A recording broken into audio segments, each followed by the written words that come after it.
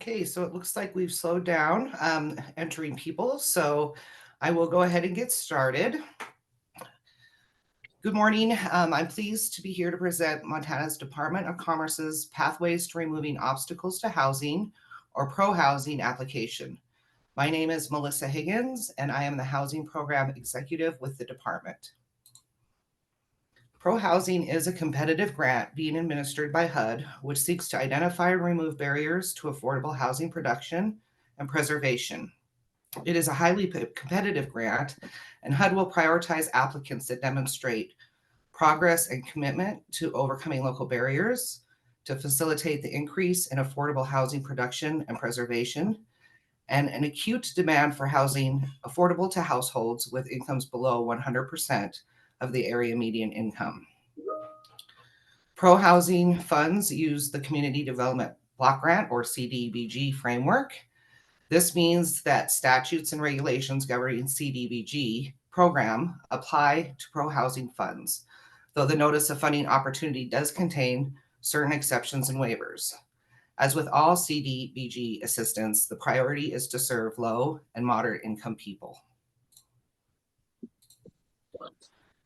The goals and objectives of the Pro-Housing Grant Opportunity are to elevate and enable promising practices for identifying and removing barriers to affordable housing production and preservation while preventing displacement, institutionalize state and local analysis and the implementation of effective, equitable, and resilient approaches to affordable housing production and preservation, provide technical assistance to help communities fulfill the consolidated plan's requirement of identifying barriers to affordable housing and to implement solutions, and to facilitate the collaboration and harness innovative approaches from jurisdictions, researchers, advocates, and stakeholders to further the national conversation on affordable housing. Additionally, affirmatively further fair housing by addressing and removing barriers that perpetuate segregation, inhibit access to areas of opportunity for protected class groups and vulnerable populations, and concentrate affordable housing in under-resourced areas. The Montana Department of Commerce has chosen to take a two-pronged approach when reviewing the eligible uses of this funding. Montana has made progress towards addressing our housing and land use crisis, and our proposed activities would serve to build upon successes already achieved and to monitor the legislative changes that were put into place during the 2023 legislative session, building evidence that the reform's objectives have been met, and to identify areas where they may have fallen short. To that end, the department proposed the following activities: expanding the Community Technical Assistance Program, CTAP, by adding 2 housing planners, and to commission a long-term study of housing legislation passed in the 2023 legislative session. Implementing these proposed activities will allow the department to further develop, evaluate, and implement housing policy plans, improve housing strategies, and facilitate affordable housing and preservation. In addition, these proposed activities will provide the department the capacity to support local jurisdictions in implementing new state laws put into place during the 2023 legislative session. Per the application, competitive proposals will seek to remove the most significant barriers to unlocking affordable housing production and pursue area-wide benefits rather than smaller reforms or changes that may be limited in scope or geography. HUD encouraged applicants to demonstrate their scope of impact through incorporating a focus on barrier elimination related to land use regulations, permitting or related procedural issues. By building upon the capacity and expertise of CTAP, the Department of Commerce will help Montana communities facing housing challenges better identify present and future housing needs, opportunities for infill and redevelopment, and policy reforms that are barriers to the production and preservation of affordable housing. With their relatively small populations, most Montana communities lack the capacity to complete housing needs assessments and to plan for future planning needs without the assistance of a consultant. Commissioning of a long-term study of the 2023 legislative reforms would routinely measure and report outcome data to determine whether the reforms are achieving the desired results. The overarching questions facing policymakers and housing advocates alike are what package of housing and land use policy changes are effective in increasing the supply, diversity, and affordability of homes, and what political strategies work in achieving better housing and land use policies. This rigorous analysis will build evidence regarding whether Montana's housing and land use reforms were effective and to inform future opportunities to improve Montana's housing and land use issues, as well as that of other states. Each of these activities will make significant impacts in removing barriers to the production and preservation of affordable housing in the near term and for years to come. By adding capacity, the department will be able to assist Montana communities statewide through research and by providing technical and legal guidance, education, and training. In addition, funding for 2 housing planners would allow the department to expand our current capacity to include proactive fair housing plans and the creation of a pro-housing guidebook for Montana's planning communities. The housing planners would analyze Montana's fair housing landscape and set goals to reveal who lacks access to opportunity and to address any inequity among protected class groups, promote integration and reduce segregation, and transform racially or ethnically concentrated areas of poverty into areas of opportunity. The guidebook would serve as a resource for local and regional planners, as well as members of planning and zoning boards and other officials to understand how federal housing laws impact local planning efforts, as well as how they interact with state laws around fair housing. Montana is currently undertaking the heavy lift of housing and land use reform, particularly around fair housing. The landscape is primed for building opportunities that are sustainable, increase community resiliency, and develop and preserve affordable housing. By utilizing this funding, the department will be able to achieve success that will support efforts to pursue sustainable funding for this work into the future. Montana did make great progress during the 63rd Montana legislative session towards increasing the supply of affordable, attainable housing for Montanans, but there is still more work that needs to be done. Spearheading statewide efforts to resolve the housing supply shortage, Governor Gianforte launched a diverse bipartisan housing task force in July of 2022. The governor's task force identified problems at the root of the state's housing shortage and provided solutions that could be implemented administratively or through law. The task force recommendations provided a roadmap for lawmakers ahead of the 2023 legislative session, leading to historic pro-housing reforms adopted in Montana that some have dubbed the Montana Miracle. These legislative victories provide a unique opportunity to evaluate new housing policies now rather than doing a retrospective evaluation. This rigorous analysis will build evidence as to whether Montana's housing and land use reforms were effective and to inform future opportunities to improve Montana's housing and land use issues, as well as that of other states. In addition to determining whether the reforms achieved the desired outcomes, the study may also provide an opportunity to refine these reforms throughout the period of performance of this grant funding, to meet the communities where they are at and to ensure improvements are sustainable. This will have long-term effects in at least 3 significant ways. First, zoning regulations often last for decades. Reforms that are made over the course of this grant will lay the policy groundwork to increase the production and preservation of affordable housing for years, if not decades to come. Second, as Montana communities begin to meet their housing needs through sustainable planning, they will become more attractive for business development and their tax bases will grow, and they will be more sustainable economically, providing resources to support planning capacity to address the future needs. Third, with resources available to support planning, Montana communities will develop a culture of planning, perpetuating a cycle of long-range planning and budgeting for housing and infrastructure that will make them more vibrant and resilient to change. Long-term studies of tangible outcomes of individual reforms can inform policymakers not only in Montana, but also in predominantly rural, rapidly changing Western states and across the nation. This proposal has the potential to provide lessons in which policy reforms truly address housing crisis and remove barriers to the production and preservation of affordable housing.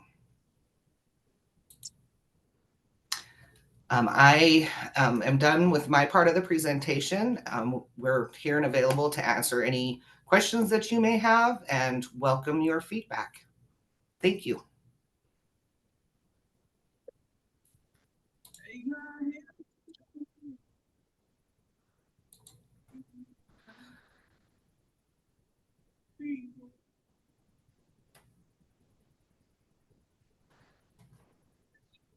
Good morning. This is Sheila Rice. Can you hear me? I can. Melissa, thank you so much for the presentation today and for the whole idea of doing this study and applying for this grant. And I'm assuming it's still an application process, or have you been awarded the grant? It is still an application process. Our public comment period ends today. We do have it published online, and if you give me just a few minutes, I will pull that up and share the link with you.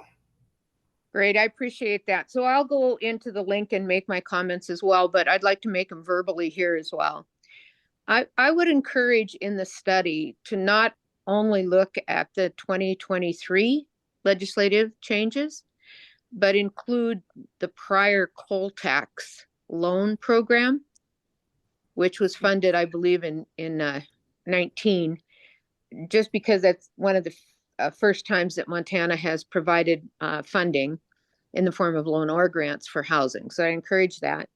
Secondly, I'd encourage a look at the governor's task force recommendations and those that were not implemented.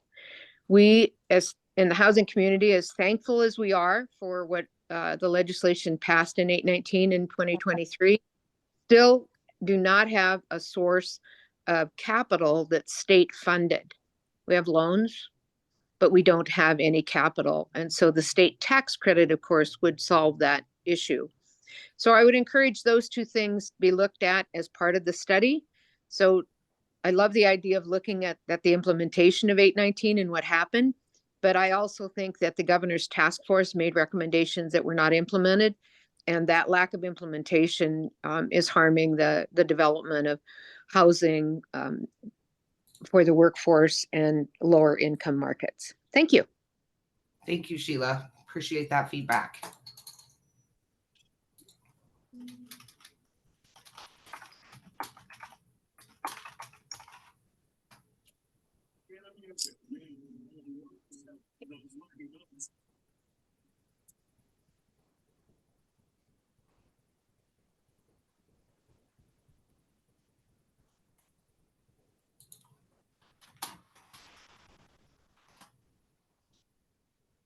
If you do have or want to make a comment, please feel free to unmute yourself and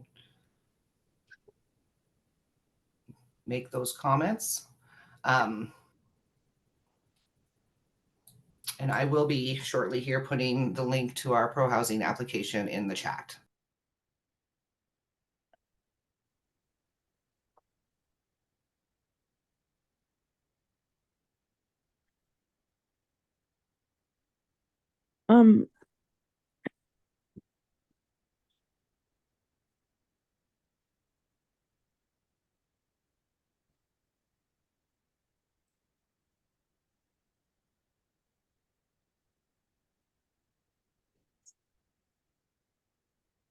Skyla, did you have a question? If not, Melissa, there is a question in the chat that I was going to read off.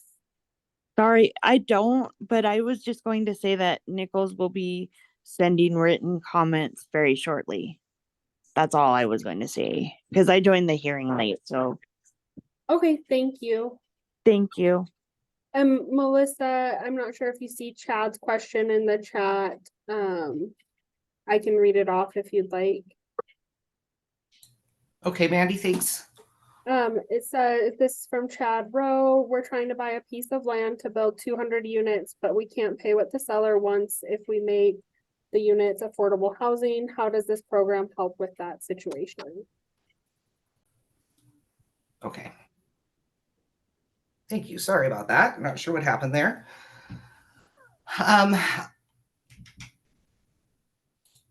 Is Galen on?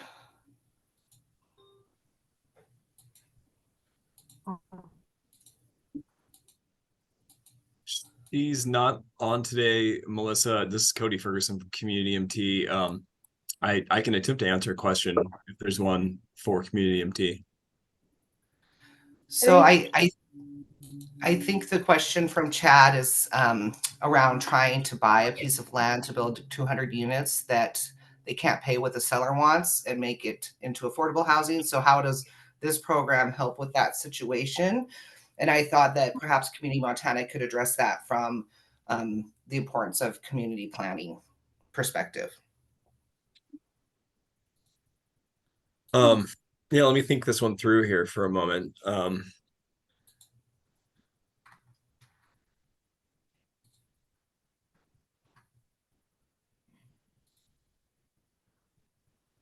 Yeah, Melissa, I would have to think back to the proposal to see if we wrote in assistance to purchase land to help make it affordable. I can't speak definitively to that. I mean, I think that in terms of where planning might come into play here, identifying, depending on where the housing needs are, many Montana cities over the course of the next 3 to 5 years are going to have to do not just population projections, but housing need projections and plans to meet those housing needs. And there is funding available through House Bill 819 that may assist with the cost of infrastructure for new developments that of affordable housing meeting a certain density requirement. There's also some potential in House Bill 819 to assist with, say, mortgage buy downs and other assistance that might be funneled through community reinvestment organizations. I don't know that in the pro housing proposal that we're making, I'm not familiar enough with the way that everything turned out to say for sure that we included something that would help with the purchase of land. And Melissa, if you know more detail than that, I would appreciate it. But I can't speak definitively that at the moment. Absolutely, Cody. And I will address that perspective.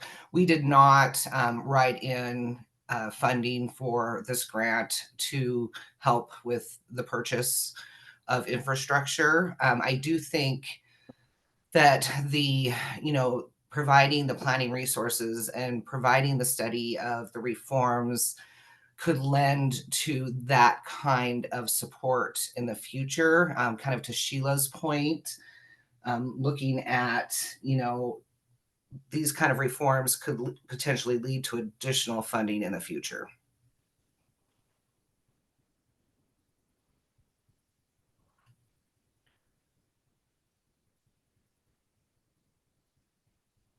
Thank you, Cody. And thank you for the comment, Chad.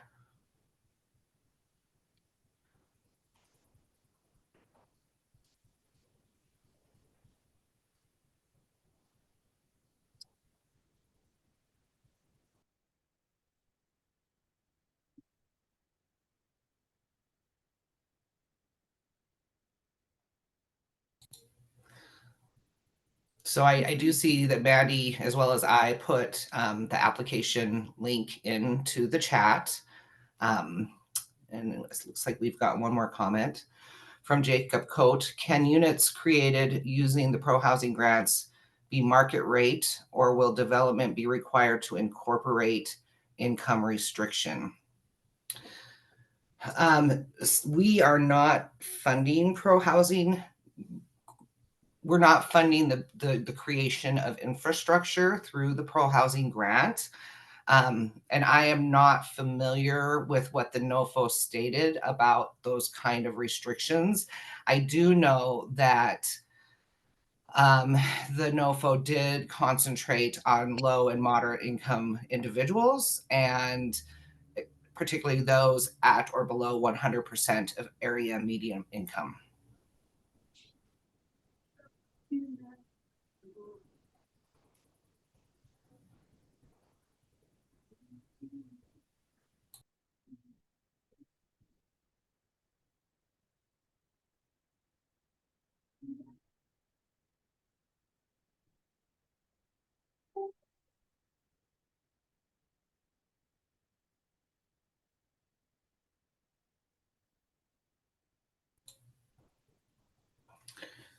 Is there any further feedback or questions that we can address?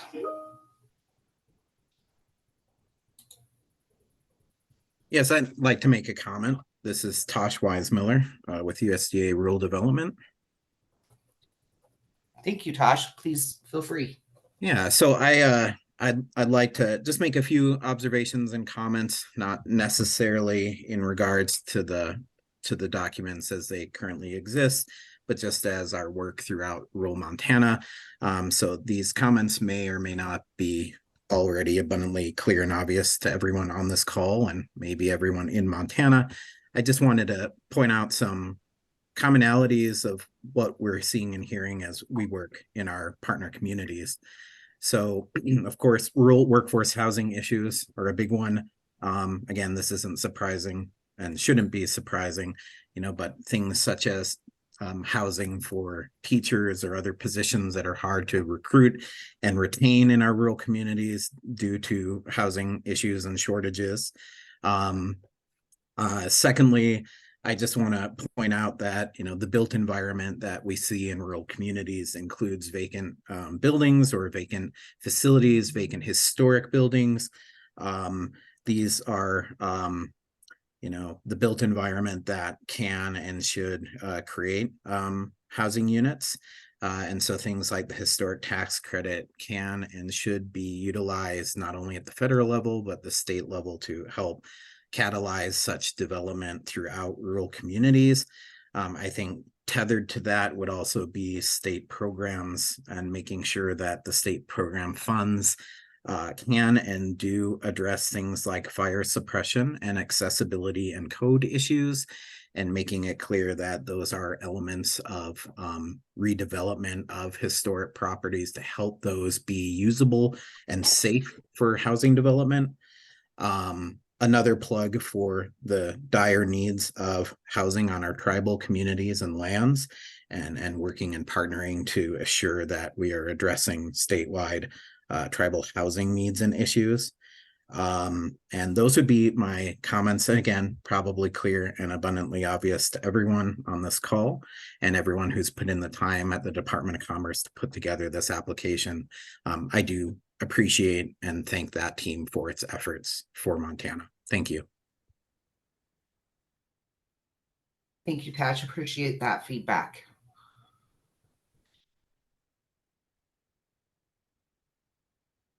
Melissa, we do have a question in the chat that asks, can you please send this recording?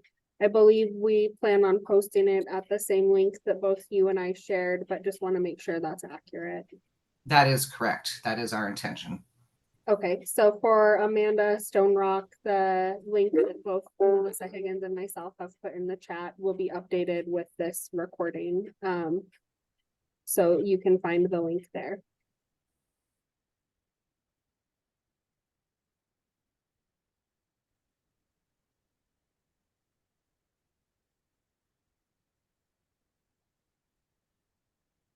Hey, this is Emily Harris-Shears from the city of Missoula. And I wanted to appreciate the statewide level and thoughtfulness of thinking about what are the barriers that are impacting all of us, from a statewide perspective. And also want to just elevate what Sheila shared about looking at the opportunities that the Governor's Housing Task Force also offers us in terms of maybe non-statutory or non-legislative approaches as well. And then hopefully for future legislative sessions, new opportunities. But I think that really makes sense to me from thinking about what the current barriers are and how those might be removed. So I just wanted to offer that as some perspective. Thank you, Emily. Appreciate that a lot.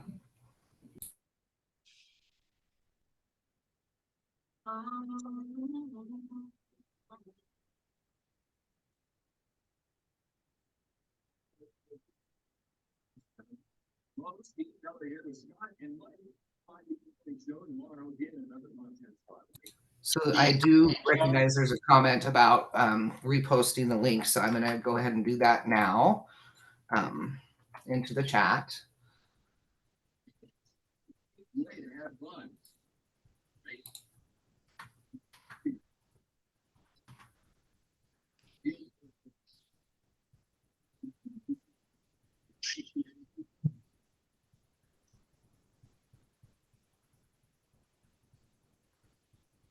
Okay.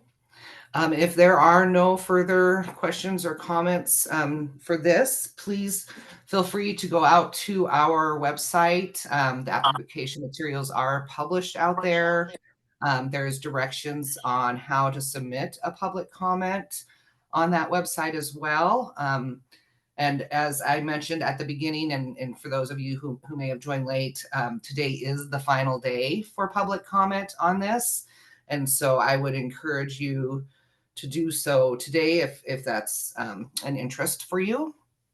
I'm going to give it just another minute or so if there's any further comments. Otherwise, we will end this meeting and give you all back some time of your day.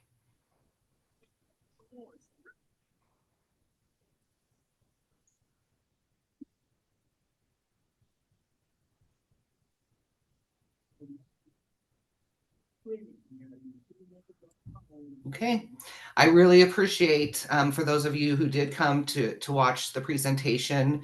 Thank you for the great feedback, and we will be responding to all feedback we received as part of the application process. If you have any questions, please feel free to reach out to me at any time. I noticed that Mandy did put my phone number in the chat.